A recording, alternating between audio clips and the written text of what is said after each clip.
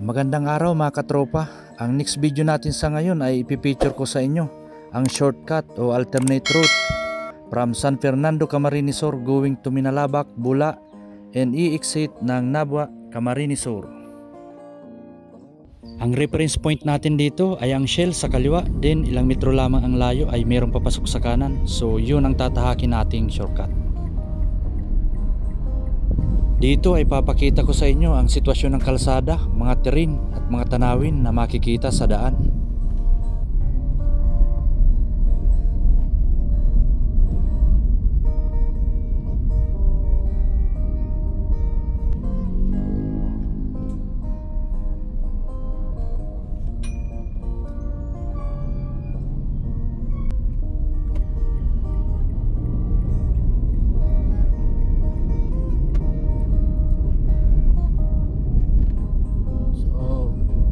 Tinatahak natin ngayon mga katropa yung shortcut going to Minalabak.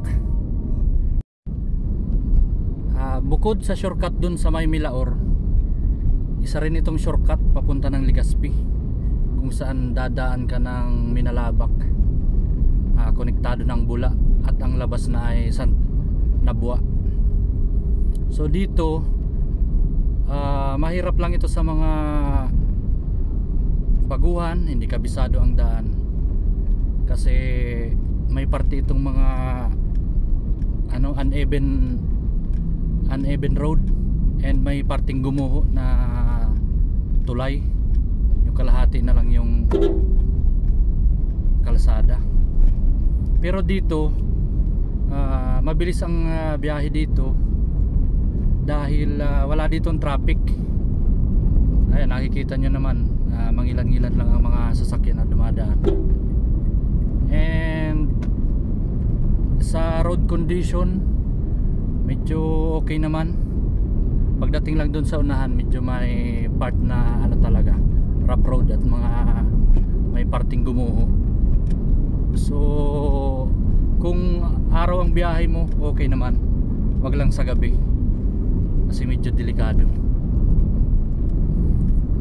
Ito sa bandang unahan, mayroon tayo ditong ginagawang kalsada sa right side. So hanggang doon lang ito sa una-unahan.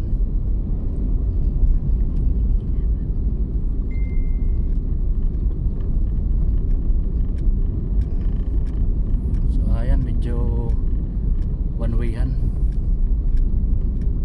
Meron namang mga nagta-traffic. Din dito sa may parting unahan, siya pa din.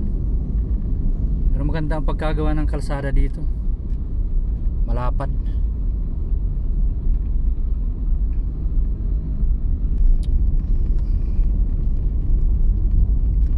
Ito sa bandang unahan, meron ditong crossing. So magkakanan tayo. Yung kaliwa palabas yan ng Naga o kaya ng Pili. So dito tayo sa kanan. Yung unang crossing ito, kanan. Oh.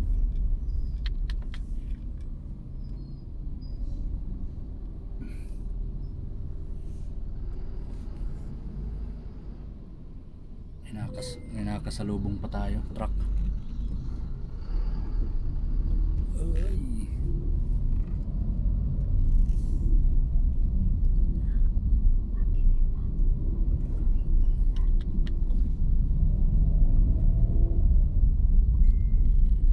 Dito one way-han.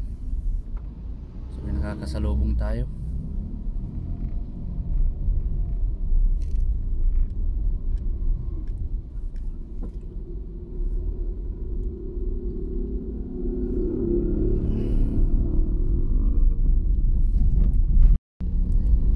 So ito yung isang makipot na tulay na madadaanan natin.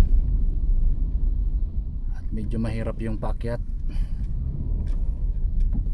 Pagdating natin dito meron siyang mga bakal sa sa taas. Isang sasakyan lang ang pwede.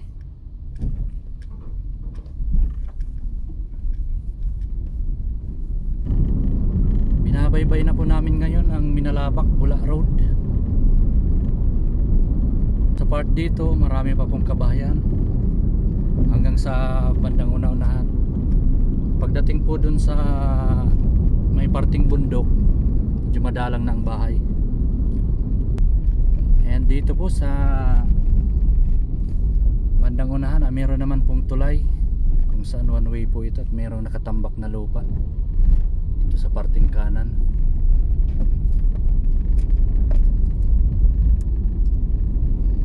So ang problema lang po dito sa Minalabak Bula Road na ito, yung mga tulay po dito ay halos one wayan. Hindi pwedeng magkasabay ang dalawang sasakyan. At dito po tayo sa pangalawang crossing. So ayan, makikita po natin ang marker Tuligaspi kanan. Dito po kanan ulit tayo. Kasi pag kaliwa pwedeng ano po yan, Minalabak din or Milaor going to Naga. So dito ulit tayo sa kanan. Baybayin natin itong daan, bulubunduking daan papunta ng Bula. So magi-start na po dito yung kalsadang Ahon Baba. Yan, medyo makahoy na. So itong part po na ito ay ito na yung sinasabi kong bulubunduking lugar.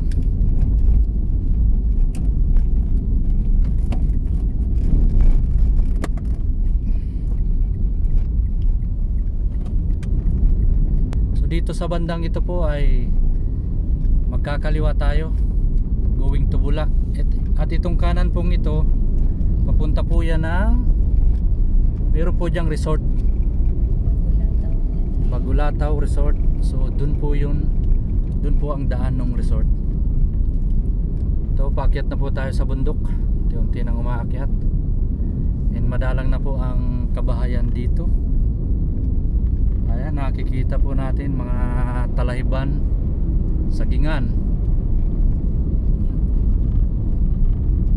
So ito,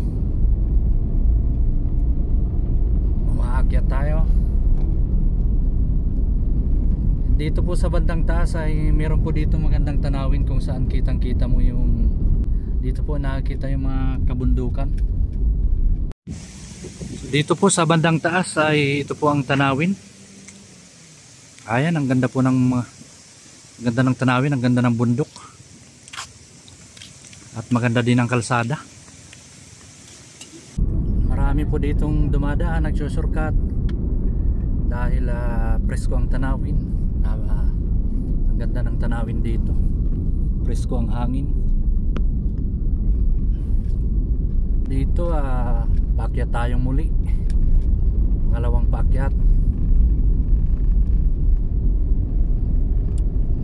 And sa side natin sa kanan, mataas na bangin, bundok. Dito tayo ngayon sa isang tulay kung saan merong mini dam. Dito po sa bandang gitna ay meron ditong dam, mini dam na makikita na kung saan nagkokontrol ng mga tubig o ng patubig sa Danawan.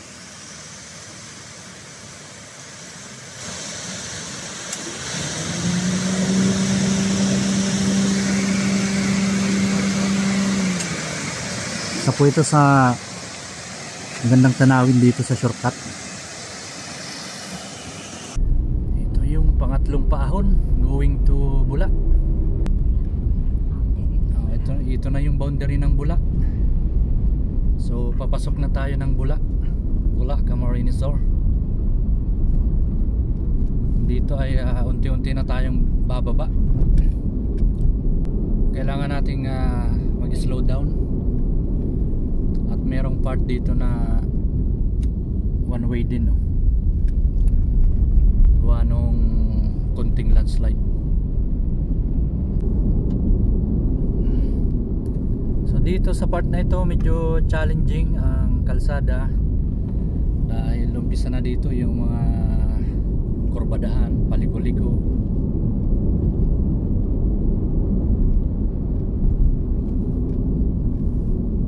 Then meron na din po ditong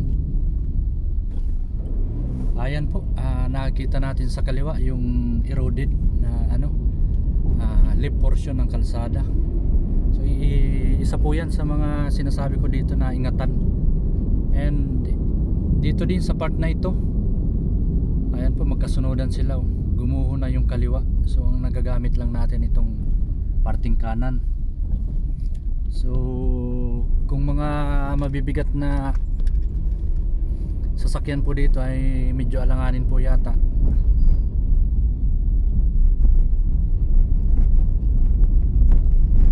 Oops, binubungkal.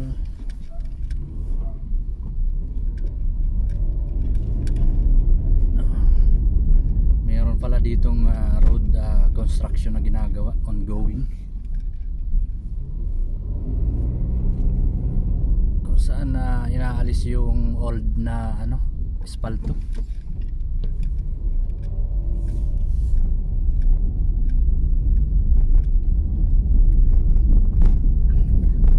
So ayan ang manggagawa ng DPWH. So ayan, binubungkal po nila yung espalto.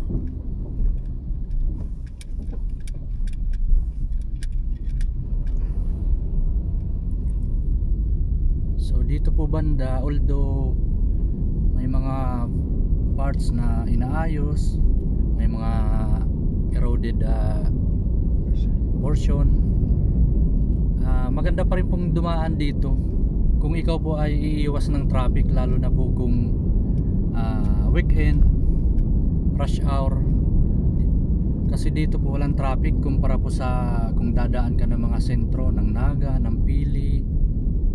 So dito makakatipid ka na po ng time travel. And dito po walang masyadong dumadaang mga sasakyan, mga kasalubong. So parang isa po yun sa convenience sa dito. At bukod dun po ay malilibang ka rin sa mga magagandang tanawin dito.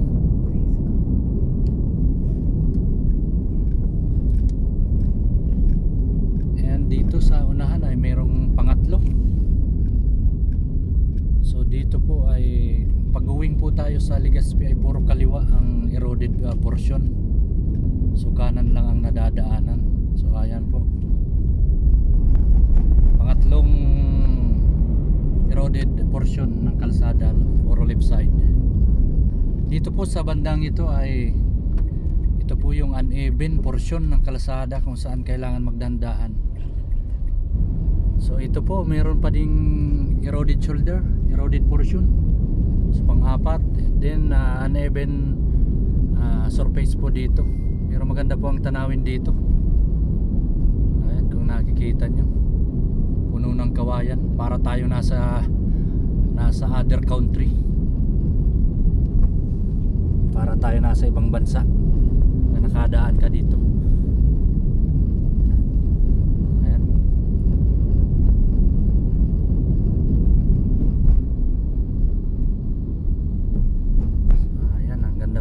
Kawayan. Ito po yung panlima na ito na eroded portion. So mas ito yung pinakamalaking gumuho. Halos kunti na lang yung natitirang portion sa kanan. So kailangan nang dumaan sa shoulder yung isang gulong. Approaching po tayo sa crossing ng Barangay Panoy po yan, Bula. Dito sa kaliwa, panagkaliwa po tayo going to Bula proper. Labas po niyan, Maharlika Highway going to Pili. Then dito sa bandang kanan ay papunta po yan sa Tanawan Mini Park, kung saan makikita 360 degree yung sentro ng Bula and adjacent municipality. And bago ka po makarating dun sa Tanawan na mini park, meron ka po diyang madadaanan ng detachment ng PNP. So medyo safe naman po sa lugar na ito. So dito po sa lugar na ito, makikita natin yung mga kaliwat kanan, mga danawan na ano siya, parang mini rice terraces. So dito po makikita natin yung baitang-baitang na palayan, mini rice terraces ng Bula. So ayan po, kabilaan siya.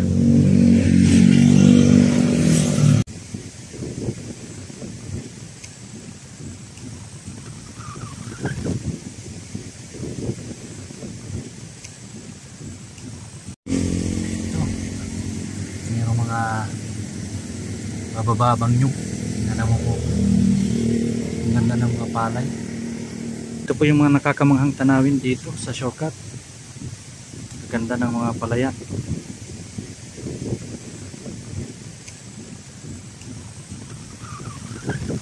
Para siyang rice terraces.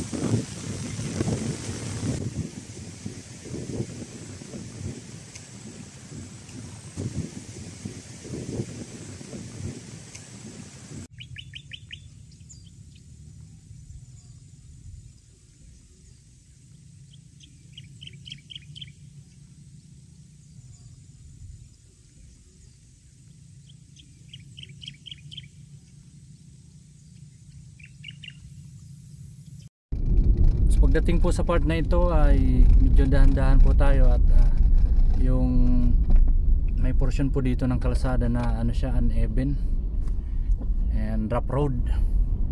So baka mabigla tayo at diretso ang daan, ano tayo niyan dito, magkakalampag tayo niyan dito. So dito sa part na ito meron pa rin mga uneven portion ng kalsada. Hindi pa rin tayo katiwala gaya nito, merong butas. So ito na po yung boundary ng tulay. Dahan-dahan din po tayo, medyo uneven din yan, hindi masyadong pantay. Ito na po yung boundary ng Nabua at ng Bula. So palabas na po tayo ng isang barangay ng Nabua. Palabas na po tayo ng barangay Tupas, Nabua. Magkakaliwa po tayo dito at ang reference point po dito ay itong gasolinahan. So pag ikaw naman po ay galing ng Legazpi papuntang Kamsur o San Fernando, yun po ang reference mo, yung gasolinahan. Doon ka magkakanan. And kung didiretsin mo po yan po ay papunta naman ng Balatan. At itong tinatahak po natin ay papunta ng Nabua proper. Siguro mga 5 to 10 minutes po nasa proper na tayo. So, malapit lang po ito. And ang ganda po ng kalsada dito. Malawak ang kalsada. Dadaanan po natin ang Barangay Santo Domingo Sentro. Merong mga business establishments. Approaching na po tayo sa sentro ng Nabua. And dito po sa kanan ay papuntang Legazpi. At dito naman po sa kaliwa ay ang Nabua proper. So dito na po nagtatapos at dito lalabas ang alternate route from Inalabak to Nabua. Maraming salamat. I hope na makapagbigay sa inyo ng kahit kaunting impormasyon ang video kong ito.